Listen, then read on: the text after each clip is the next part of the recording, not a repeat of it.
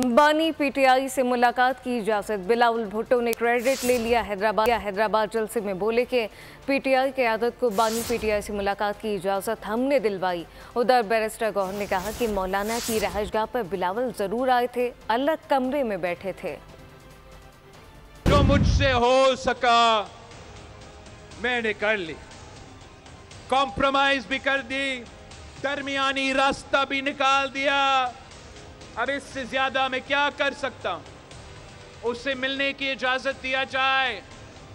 उस मुलाकात का भी आज हमने बंदोबस्त किया था, वो गए हैं नहीं गए हैं मुझे नहीं पता।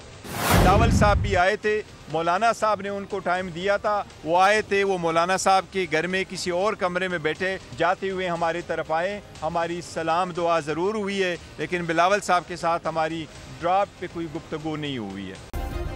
सब्सक्राइब करें और बेल दबाएं ताकि कोई खबर रह न जाए।